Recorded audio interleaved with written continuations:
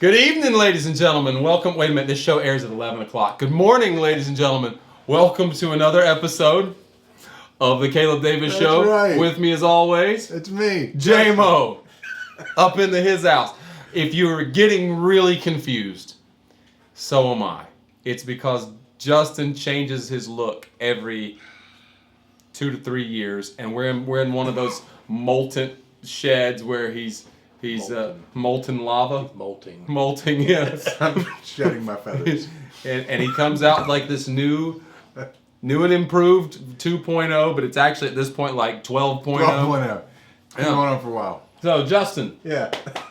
I think, welcome. It's the glasses. It's the glasses. Because y'all have already seen the noggin. It's the glasses. It's the glasses. Yeah. But they're legit. I needed them. I can't see well, and the eye doctor was concerned that I'd been driving for the last 12 years. So this wasn't a part of the fashion. I'm also concerned with your driving. Yeah. So those are not hipster glasses, is what we're hearing. I mean, they're hip. I picked them out. There's a funny story to it. I'll just, never mind. Okay. No funny story? No, okay, I'll tell it. Yeah, go ahead. So they dilated my eyes, and I couldn't see anything at all. And I'm in the sales floor to get my glasses after the exam was done, and this British fellow was helping me out, which really made the interaction better. As it does. And he's like showing me the Oakley wall and the Prada wall, and I was like, I heard about this special, and he was like, well, we do have the value wall. I said, the value wall is where we need to be, pal. So we go over to the value wall, and I can't see anything because of the eyes being dilated. And he's like, well, just try these frames on, and here's a mirror for you. I said, I can't see, man. I don't know. I don't know what this looks like. So you just tell me what they look like, you know? And he said, well, no. He got real uncomfortable. He said, why don't you just call your wife? FaceTime your wife. I said, I can't see to use my phone. This is you. It's your deal. You're a salesman. You got to help me, man. Make me look good, young man. So we just went with it that way. I put a pair on, and he finally embraced it, and he was like, no, not those. No, not those. Those are the ones. And I went with the ones that this gentleman at my eye doctor told me to go with. Wonderful. That's it. Well, they do work. They work well. I dig them. Yeah. They actually look like some Oakley sunglasses that I have. That's what's up. So See? There it is. 30% of the vision at, no, what is it? 70% of the vision at 30% of the cost. That's right. There you go. That's what you're after. You don't see as good as you would in the Oakleys, but let's be honest, you didn't see very good anyways. Not in the first place. So here we go. Hey, check it out. We also have our boy Big B back on the set tonight. That's right. Set. Man, come on. It is the set. This is the set. I mean, it is the set. You know what? I need to put mine on just so I can. Oh, son, yeah. So I can match you. Let's redo this whole thing. Hey, ladies and gentlemen, with us as always, not as always, with us as a special guest, as always, Mr. Big B Brandon Smith, Brandonian Smith, Sonian. Right. That's right. Brandonian Welcome, Brandon. Smith-Sonian. Glad to have you back. Glad to be here. Glad to shake your hand, young man. Glad to be here. There you go. Everybody, Brandon. Let's sanitize our hands. Yeah, I was gonna say. In this Oh boy. terrible, Oh shucks. disease-ridden environment. So, host of ours, Yes. why don't you tell us what we're doing today? Let's write the course of the ship here. Yeah. Ready? You were the host. I'm not the host. I'm the co-host. He's the host. It's like the Titanic over here. You know, it takes it about 15 miles to actually turn around. So it's going to take us a couple minutes to get back. It's good though. We're headed somewhere. Get back on the track. That was good. That was good. I'm leaving that for y'all. Yeah. I'll be here if you need me, but Okay. y'all right the ship. Here we go. Here we go. Let's roll this. Let's skin this smoke wagon, as they say. Okay, today, folks, we're doing the top 5 rock vocalists. Say it one more time. The top 5 rock vocalists. And I told you that because I don't want you thinking that we're leaving out some amazing vocalists because they're not rock. That's So a this good is point. very specific. We're doing rock vocalists. Yeah, Am I right? that is now, right. Some of these vocalists may have ventured off into other types of music. What we're doing is what they're basically known for. It's not like you couldn't have done a crooner album or you Right. couldn't have done a big band album or whatever. That's totally cool. But primarily your career is rooted in that of rock. And the reason why we decided that this would be a good idea to specify the genre, And the reason why we thought it would be best to not to be more specific with you is because of the soul singers. Really, is a lot of what It's a fact. It's really we have to be able to differentiate rock vocalists and soul singers, blues singers, or whatever you would want to call them. And also, I've been thinking about like country too. I mean, Oh, sure. there's some really, really good country singers. Yeah. And just to be able to keep because They're it's- fewer and far between, but there are some. and maybe we'll work our way through these sub-genres. Oh, yeah. And then have a overall encompassing of all the singers. That's what we'll do. Over the course of the next 4 years, we'll do 4 to 5. all the different subgenres of vocalists, and then we'll tire that out, and then we'll do one great big heat. Favorite That's singers. right, favorite Yeah. one, and that's when it gets nuts. It gets crazy. As of now, let me just tell you some of my guidelines. And remember, as always, on the show when we do top fives, there's no discussion that happens beforehand. So I don't know what they're picking. I have an idea what I think they're picking, but I always come out surprised. But they don't know what I picked. And here's the deal. I'm going to tell you from the way I ran it, I did this. It doesn't necessarily mean that I like their music. All right, let's all Okay. make sure that's... There we go. I'm talking about whose voice in the rock world would I prefer to listen to over anyone else's. Or state it one other way. If I could sing like any of these individuals, if I had to have somebody else's voice, whose voice would I take? Okay, that's where I'm going with it. All right, so we're, as always, going from 5 to 1 in order. Yeah. Brandonian, you're the guest. The Brandonian Smithonian, take it away. Get us started. Okay, so mine is going to be not your conventional frontman, lead singer. He's more known to be a guitar player, Okay? and a very great one at that. But my number 5 is Mr. David Gilmour. Ooh, There's something. I mean, his voice is so smooth, and it's just very nice. it's got a lot of emotion to it. When so a little bit unconventional. That is where we were going, Yeah, but I wouldn't have gone but- there. I thought you were going to say Richie Kotzen as soon as you said that. He's more of a guitar no, player. but that's a Yeah, fine. he's fine got a cool choice. voice. Great too. voice. Yeah. Yeah, good Great, pick. great voice. Interesting pick too. I would. Yeah. I don't know. That's always what's driven me to Pink Floyd's music anyway. Like, Oh, I mean, his playing too, but I've always liked those songs that he sings. I mean, him and Roger have great harmonies together as well. But that's great. Yeah. That's great. To think that Roger harmonizes with anyone great is amazing. Yeah. That's great. Palestinians. Sorry.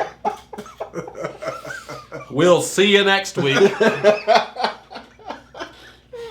All right, good. Coming in. Teed that up. Yeah, just right there. It was a little batting practice. Number 5 for me is going to be Mr. Burton Cummings. Burton Cummings. Everybody's like, who the crap is Burton Cummings? All right. He's Carry on. He's the singer for the Guess Who, Okay. and he has got a killer voice. Yeah, exactly. Killer voice, super soulful voice. I feel like the man could have sang any style of music he wanted to.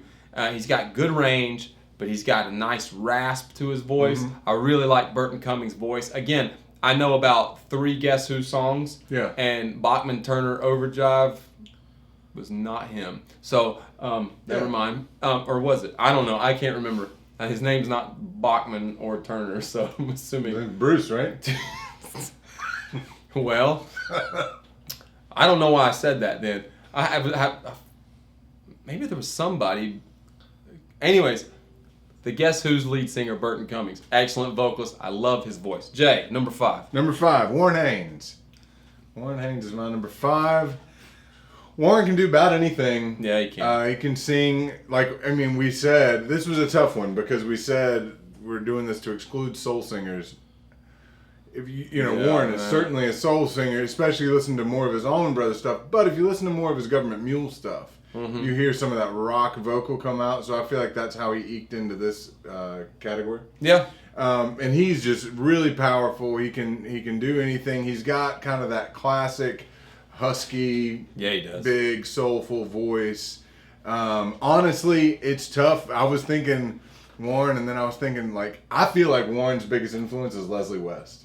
How he plays in, how he Jeez, why did I hope somebody put Leslie West on their And list? so I was thinking about this, and I was like, You have man, time to think about all these other. like Leslie West would be a great I'm one. making edits over here. But like, Leslie but good. He goes in the honorable mention. So category. I'm mentioning Leslie West in my Warren Haynes. I'm picking Warren Haynes, but I'm also saying, in the same way that you can listen to Albert King and be like, oh, that's what Stevie was doing. Listen to Leslie West and then be like, oh, that's what Warren Warren was doing. Like all together, like his playing and everything. And they're kind of looking the same. And they're like the same person. Yeah, just like Richie. Well, anyways. Yeah. All right, back to number 4 here.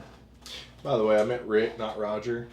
Oh, Rick. Okay, now that does make sense. Freudian slip When over here. Freudian slip. Well done, sir. Floydian. That made sense because I was sitting there going, I didn't know Roger could harmonize. That's Rick. Okay, got you. Now you're right. That's dynamite. All right, number Don't 4. mind me. Who you got? Number 4. Number 4, Lane Staley. Oh, well done, Yes, sir. Good I'm job. glad I'm glad he made it. I'm glad he made it. I mean, another guy that going too soon, but and you know, Jerry and Lane together. Speaking of harmonies, like that was the sound of That was Alice it. in Chains, but Lane, he had that power and aggression in his voice and all that it just set him apart from a lot of the '90s singers that may or may not have had a great voice, but just really just put him on a whole nother level. And Lane didn't pick up that 90s thing. You know, that thing that Collective Soul and Scott Stapp and Eddie Vedder, Vedder, yep. like all the peanut butter mouth thing. Like Lane Staley didn't do that. He had his own voice and it was As much as I love Eddie Vedder, who almost made my list, he's got a great he's got a killer voice. Just out of the unplugged stuff and all that I've been listening to lately, like just so good, but totally warranted on any of our lists. but definitely Lane over. And Lane makes good choices musically too. If you listen to some of the lines that he sings, like tailing off some of the phrases that he has, "Rain When I Die," like the end of that kind of chorus line, he just kind of drones on and on, but he keeps changing this melody, this improvised phrase at the end of his idea. Is just, musically, it's got a lot of integrity. Yeah. He's a good singer. you use the word Lane. There's a lot of improvisation in Lane stuff. Most singers don't go out there, especially in that type of world where there's not a ton of improvisation in rock. Rock is more their solos, but there's not a ton of improvising that happens like on the fly. And your example was great. Come to my mind was at the end when he says, "I stay away," He does that line 4 times and he sings it completely different each time. Yep. I stay away. He changes it every time and it's like, that's awesome. You still get the same idea. That's good, Brandon. Good pick, man. Absolutely. All right, my number 4 is an insanely popular band from the 60s. I do like this band, but I like this man's voice more than I like this band. And that's Mr. John Fogerty. Oh. John Fogerty has got an incredible voice that has everything you would want with intensity and growl and control. Like Fogerty doesn't miss, and he kind of always has been like that. So if you listen to him now sing "Fortunate Son," which, by the way, unless you just have a voice in a certain register, go try to sing "Fortunate Son." Oh yeah. It's just, put a candle in the window, 'cause I feel, Oh, yeah. Fogerty can kill it. I put a spell on you, 'cause, great singer, love Fogerty. Take it away. Absolutely. My number 4 is Chris Robinson from the Black Crowes. Yeah. Talk about improvisation. Man, Chris Robinson is a true singer's singer in so many ways. Again, similar to Warren Haynes, that he brings soul to the table, but the Black Crowes, no doubt about it, are a rock and roll band. Yeah, 100%. And he's no doubt about it a rock and roll singer. He's got this really cool way about him, and the Crowes' later work, his more than their probably country sensibilities are kind of on display. But that Georgia thing comes out in Chris Robinson like crazy. So there's this, he improvises everything. If you listen to any of their live stuff, I don't know that he ever wrote a melody. It's just like this idea of like, the notes are going to kind of go up and then kind of go down. And he sings all around it. And he has got a ton of flash, and he's just jangly and loose everything about him and his voice, but he's got just a really cool kind of southern fried rock deal going on. Yeah, I think a peak for him was at the Greek. Even though it's funny, he wasn't even singing Crow's songs; he was singing Zeppelin. But when you can sing Robert Plant, say it. I can't say it, but I would. all right, I'm gonna say it. But well, whatever. When Somebody's on my list and somebody ain't. When you can sing Robert Plant better than Robert Plant, I said it. Now, write me, send me emails and comment on how dumb I am and how I don't know anything about music. But in my opinion, when you can sing Robert Plant better than Robert Plant, you've done all right. And I love Robert Plant, by the way. Oh, sure. All right, number 3, B. Out on the Tiles in that album. Oh. So good. Yeah, it So is. good. I'm going with Sammy Hagar on my number 3. Okay. Oh, yeah. Speaking of a guy that can sing Robert Plant better than Robert Plant, is also Sammy Hagar. All the stuff he does with the Circle, which is his band now, Michael Anthony and Jason Bonham and Vic, I forget his last name, the guitar player. I mean, he still hits all those notes from his Van Halen days. He still hits. I mean, they do quite a bit of Zeppelin too, and I mean he kills it. Yeah, dude's like 72, 73 years old, and is just as good as he's ever been. Honestly, yeah. I think talent-wise, he's one of the more talented vocalists. Yeah. Like just as far as his pure raw ability. Yeah, man, he's an animal. You're good on that one. All right, my number 3 is going to come. I'm going to have to do some explaining, but we're just talking about tone. Now, I do happen to love who this man sings for. It's Mr. James Dwyer from Robin Trower. Yeah. I love his voice. Good call. So he is a guy who sings like I don't know that he ever opens his mouth. Right? A cold wind blows.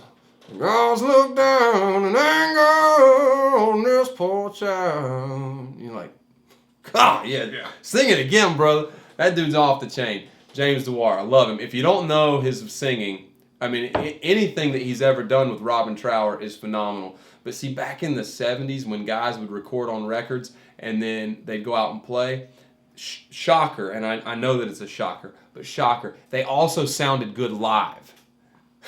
And James Dwyer would go out and play live. Wait. You mean there was talent? Oh, that's what I'm saying. Not Pro Tools editing and auto-tune and all that. There was actual talent. Wow. Back when jokers used to record onto tape, guys, you could go back and redo it, but there was no corrections. Right. And James Dwyer was awesome. And unique voice. Maybe not the biggest range in the world, but just unique, kind of a mumbling thing that happened. I loved it. Great stuff. Go ahead. My number 3 is, this is going to be my controversial one. It's going to upset people. You mean as far as it not being rock? As far as it not being higher. Oh. My number 3 is... Oh, I know who it is. Yeah, Chris Cornell. Yeah. That is controversial. So I'm gonna not say a ton just because I mean, if you know Chris Cornell, there's so much that I don't have to say, and you know. I mean, you just know. I want to give a couple reasons why he's not higher. I think that could be a more interesting way to use this spot. So he does a thing vocally where he's got a tremendous amount of control in a blended range and register in his voice. It's blending between his chest voice or his lower voice and his falsetto. And with guys that you think about that are kind of got this really high screamy thing, Ian Gillan, Robert Plant, Chris Cornell, where they can do this really thing, that's actually not difficult for them to do. Right. It's not that hard. Where he's good is he blends this thing seamlessly through. But to me, if I'm thinking about my favorite people, and he's high on the list. I mean, he's number 3. Number 3 in rock singers. I love listening to this dude sing. But there are guys who, when I hear them, it does more for me than that because I have more appreciation for it than kind of a thing that can get novelty sometimes. Okay. All right. So there you go. All right. This is a good opportunity for us to say that you can also be drinking out of the same mugs as these 3 fine gentlemen who you would probably loan your car to. Absolutely. And they're at CalebDavisMusic.com. Help yourself. Oh, and did I mention we have hats? And stickers and other cool things. Brandon, what are we at? 2. Man, we're getting it on down there. Good one, B. Number 2. So y'all just want to continue the Chris Cornell discussion now? Go ahead, dude. Just roll it out there. I mean, Justin said a lot about him anyway, but from Soundgarden, Temple of the Dog, Audio Slave, his solo stuff. I mean, yeah. What else do you need to say? I mean, just go listen to "Call Me a Dog" and call it a day. Yeah. I mean, go. Yeah. Absolutely. That's all you need to hear, really. I mean, there's plenty of other stuff, but man, yeah. What a goodness. What a song that was, especially the end. Mm-hmm. If you keep me, yeah, so good. Okay, my number 2 is gonna go again back to not necessarily digging the guy's music more than I just now. Keep in mind, he's my number 2, which means I love this dude's freaking voice. All right, it's Rod Stewart. Yeah. Rod Stewart. I love his voice. Yeah. If I could sing like Rod Stewart, I would. Yeah. It's not about singing like. It's not about singing. Like, you just sound like Rod Stewart. It's like you can sing the same notes as Rod Stewart. You can't sound like Rod Stewart. Yeah. That's a unique thing that he has. And from his early days, I mean, back when Truth came out, so the first Jeff Beck album came out in like '68. And Rod Stewart was singing on that album, and he was, so like a lot of people think of Rod Stewart, and they would hear me go, you just put him in the rock category because if you want my body, and you, like that's what you think of. No, man, Rod Stewart was on Jeff Beck's first album as the singer, singing the blues and singing his butt off. Rod Stewart is the man on vocalist, and if it wasn't for this other guy, Rod would be my favorite rock vocalist. Rod is a monster. Go ahead. My number 2 is Mr. Lowell George. That's cool. From the Little Feat. That's cool. And let me tell you about Lowell. So Lowell is representative of a type of singer in rock that I appreciate. And it was tough because he took this spot ahead of Leon Russell. But Lowell George, there's a nuance with the notes that he sings. There's a way that he slides into notes or kind of like subtly comes off of phrases that's insane. I mean, he is so good at doing his thing. George Jones-ish. Yeah. Very George Jones-ish. That's a hard thing to say. George Jones-ish. George Jones-ish. Possum. No, Jones-ish. Jones-ish. George Jones-ish. I got it. George is what Jones-ish. Lowell No. George does, Jones-ish. but in this rock, again, kind of a rock soul blend. But man, Lowell George can absolutely sing. And it's a lot of that kind of Lane Staley decision making, improvising in these lines, and he just does it in a masterful, smooth, unique way. Very cool. Very cool. All right, this is it. The grand finale. We're on the number 1, B-Rock. Number 1. So for my list, honestly, We should guess. I bet I could guess yours. All right, are you gonna guess? No, I don't. I'm like, You wanna guess? No, let me say all this first and then guess it because I want to. Right. I'm sure you know it. So guaranteed. You think? I've lost my train of thought. Sorry. Like all of these have kind of been, they're fluid. They kind of come and go as far as my list would go. I mean, I might have certain guys on there, like the Bret Michaels of the world. I might have certain guys on there that are just... Guys, Brandon's not on the show anymore, so if you just direct your attention over here. I'll see myself out. Yeah, that's right. This would be the mainstay of all of them. Cornell, Lane, probably on that, at least in the top 5. But this guy would be firmly at number 1. And... Steven Tyler. Yeah. Steven Tyler. I mean, the dude's gotten better with age. He really has. He is another one of those guys, though. He went and did that country album, which I refused to listen to. But, Guy's got to make a buck. yeah, dude. We'll play with the band that made you. Yeah, that's a truth. Put another Aerosmith record out, you'll be fine. Aerosmith could do a country album. Right. Well, they could. They really But they really, I mean, the whole band's got that jangly kind of thing going on. But, Stones on steroids. not That's it, man. and not only is he a killer singer, he's also a killer frontman. No, he's Like, he puts on a show. He's all over the place. Another guy that's in his 70s that can still just get out there and just do it. You know? He just does it all. So, yeah. That's a good one. The kicker has to be like to listen to these dudes on things where it wasn't edited because the band themselves didn't release it. So like get a Good Morning America or something like that, like a performance where it's just strictly a board mix, and they go out and there's no faking that crap. Yep. And you listen to Steven Tyler on and you know good and well that those things are live, right? Oh yeah, absolutely. Good Morning America, like 7 a.m., whatever. And who wants to sing at 7 a.m.? And Steven Tyler goes out there at 65, 70 years old, and he is still just as on as on the record. And you're right, he's a freak actually. Yeah. He lays it I down. mean, and the singing itself too, but those howls he lets out, like "Monkey on My Back," on Little South of Sandy, where he just lets out this. It's the greatest. It's the greatest scream ever. Yeah. I mean, it really is. Like he just lets out this scream that you're just like, how did he do that? Yeah, guys, we're still not really comfortable with the laws on playing copyrighted material and all that. So I don't really know how that works. Monkey on My Back, live, Little South of Sanity. The scream that man hits is the most blood-curdling scream I've ever heard in my life. And it lasts, and it's live. Yeah. And it lasts forever. Yeah. And as soon as he starts to tail off, you're like, oh, it's done. He goes, like, say I'm coming off of a 20-second scream. He's like, oh.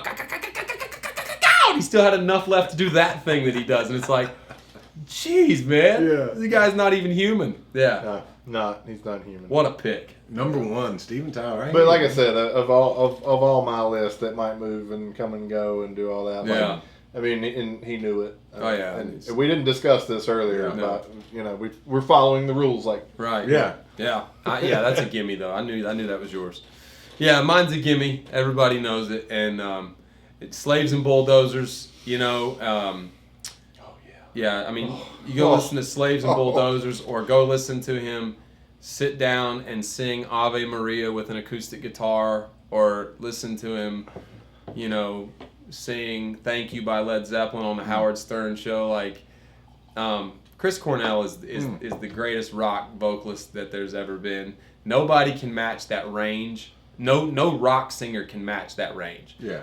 And the cool thing about him is, so like when you consider guys like Ian Gillan, which I put really high on that list, and Robert Plant and all these other people, so they have this range that goes, it's really high, but their low tone is not something that you just would write home about. But I would argue that Cornell's low tone is just as brilliant as his high. I can hear him sing low. Once upon a time, I was on the mind to lay your burden down. Like, his voice is so good from the bottom to the top. I mean, I don't have enough to say about Cornell. He's just, it says enough that the three of us all had him. Oh yeah, he has an unplugged. He has an acoustic album, it's called like Songwriter or something. I don't know, but he does a lot of his Soundgarden stuff and his Audio Slave stuff and his solo stuff, and he does it all with an acoustic guitar. And he can sing as aggressive as you want him to, but he can also sing like a flipping angel. Oh man, yeah. I mean, he can literally sing like an angel, and it makes me kind of. Yeah, It bums me out that I forgot Slaves and Bulldozers. So. Oh, Slaves and Bulldozers. Now I know why. Yeah. It just I was listening to it going down the road the other day, and it made me just want to jump out of the car and run. It'll do it. It will absolutely just run down 85. Why not? 100%. Jay, number one, brother. What we got? Like B said at the beginning of his list, this is more of a guitar player for my number one. And on it, I'm going to be honest, it's random. So this person, it's the tone of his voice and I can't wait to hear this. The way that he sings. I love it. When I tell you I love it, when he sings, it absolutely melts me. And there's something about it. It's the tone of it. It's just like... That's how I feel about you. It makes me, when I listen to this man sing, it makes me want to hang out with him. Don't say it. Just don't say it yet. We gotta, do you have any idea? When I hear this guy's voice, it makes me, listen to me. When I hear his voice, it makes me want to be his friend. Okay? The tone of his voice makes me want a relationship with him.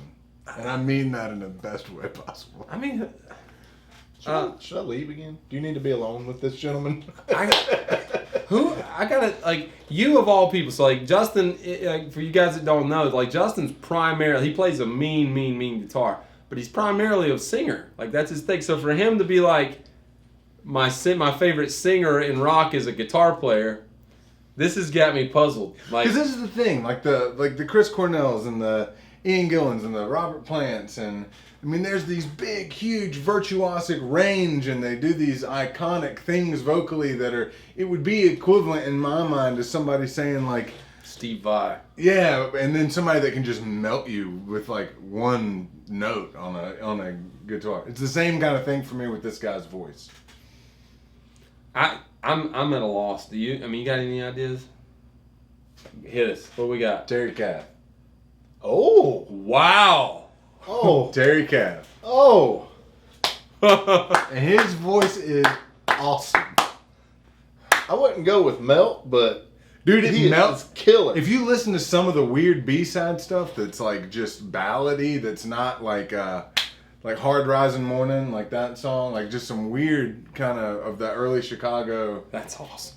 That's Terry awesome. Kath's voice is incredible. Dude, I would have never guessed that. Not in a million years. and in a band that had a guy at that time, Peter Cetera, Sure, yeah. with also an amazing voice. Let me just tell you, They Peter Cetera's voice. Here it comes. Here it comes. Oh boy.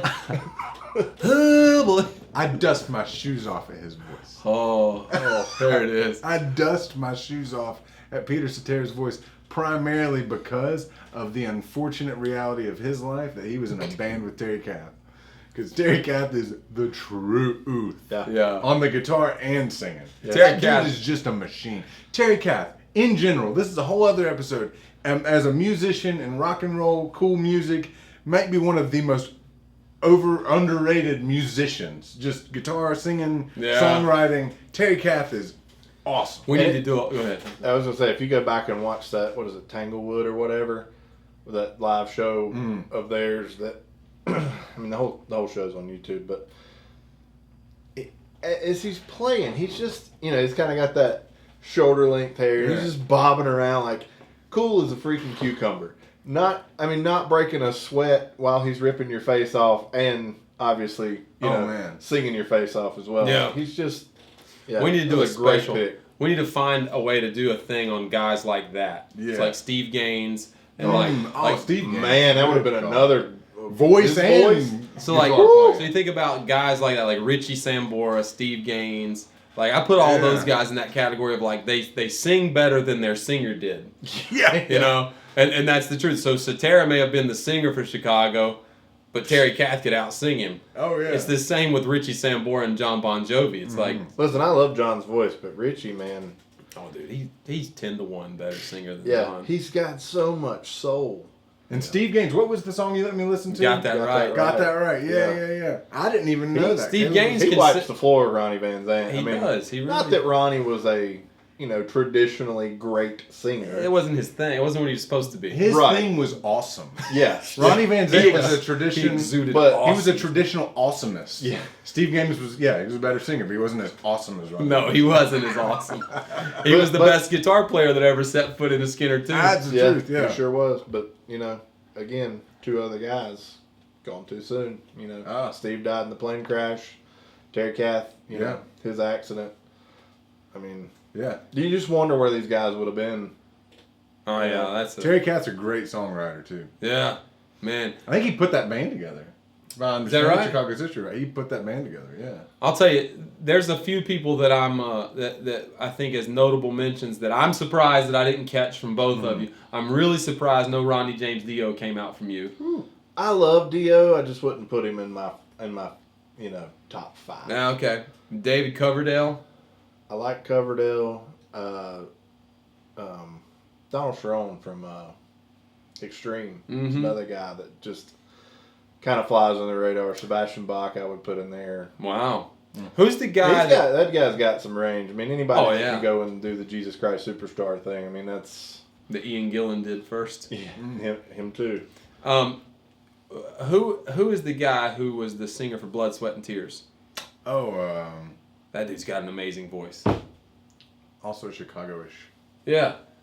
What was that dude's name? He does have a good voice. Hey, he's got a killer voice. I should know that. I'll tell you who else has a good voice. Who's the guy who sang on the Jeff Beck group Orange album? Bob Tench. Man. Bob Tench. Bob Tench. Bob Tench was almost on my top 5 list. Kind of like Rod Stewart. No. Dave Dwar. Dwar. Yeah, but he's got Very way similar. more. He's got way more like energy than Dwar does. Oh, look, Bob Tench is awesome. Yeah. And he had a solo career, and he went by Bobby Tench. Oh, okay. In fact, I think Bob Tench may have been the first Jeff Beck group album. That was the only thing he was called that on. Yeah. Because I think on the second one he was called Bobby Tench. He did 2 albums. I'm gonna look this up. You can talk about something real quick. Blood, Sweat, and Tears. Yeah, some ones that I went round and round about. Neil from Clutch. Oh man, nobody Just Neil. for the sake of uniqueness. Yeah. You're never gonna Neil Fallon. You're never gonna hear a guy. David Clayton Thomas. There you go. David Clayton Thomas. Yeah, sorry. Yeah, Neil. You're never just gonna hear a guy. He's got this real. Pompous. Yeah, it's just like a. But he could also just Oh, he scream. screams. Elephant Riders. I mean, that whole thing. So yeah, Clutch. His singing, I mean, is incredible. Eddie Vedder was one that was really hard for me to not put on there. He's just such a classic voice for rock music. So I'm going to tell you this. I left this guy off the list, and I think we all probably scanned this guy and left him off for the same reason, if I'm not mistaken. But I think what I end up loving about this man singing is not necessarily his voice, but his melodies. And this was not my favorite melodist. Who could take it? Scott Weiland? Absolutely. Yeah. Absolutely. I Man, almost we put are Scott- all three Of just course, on this yeah. wavelength, Dude, right? yeah. Well, But- I didn't want to overload mine with all 90s grunge Yeah. people, Yeah. but, But- I mean, it's Man, hard Scott not Weiland. Yeah. Scott Weiland was not my favorite vocalist, though. Hold on, right now, let me say this. Scott Weiland's a better pick than Eddie Vedder. Straight up. Oh, He's a better gosh. singer. Yeah. Yes. He's a better singer. Yes, he is. His voice isn't as iconic, but the craft of singing, he is better at. to Atlanta. That's all you gotta say. Man. Sour Girl. Yeah. Everything. Yeah. Those Everything. harmonies in Sour Girl are so they're man. so weird but so good. Scott Weiland is just a good musician. He uses his voice like an instrument in a way that is a benefit to Stone Temple Pilots. And listen, if you go and listen to that Christmas album that he did, it took me a couple listens because I thought he was joking because of the video where he's wearing a World War II outfit and he's like, I'll be home for Christmas. But what he was doing, I think he was legitimately trying to exercise the side of him that wanted to be a crooner. Yeah. And he was good at it. Yeah. It was like, all right, once you get past that this is real and it's not a joke. Yeah. Yeah. I'll have to say, too, that Janis Joplin was hard to leave off just because it's Janis. Jim Morrison, though Jim Morrison is not a singer, I still love Jim Morrison as a singer. Yeah, he's got a cool voice. He does have a cool voice, and he's got the best scream of anybody. Because his scream is not like a musical scream. It's like I'm hurt. Yeah. I stubbed my toe and but I'm over dramatic in my reaction to my toe. Like more of like a blood curdling. Yeah, what's the song on Apocalypse Now? The end. The end. Yeah. Where he just lets out that scream and it's just like, oh. If you listen to the Hollywood Bowl concert, 1968 Hollywood Bowl, they start the whole show out with When the Music's Over. We want the world. It's not before that. Before that, they start the whole thing out, and Robbie's like laying this. And nobody's doing anything else on stage. He's got one hand going, but he's just keeping this vamp going. And Jim is like moping around the stage, just like a lion on the prowl kind of thing. And then he looks up at John Densmore on the drums, and Jim just does a dead sprint to the microphone. And remember, he's moved like a sloth the whole opening.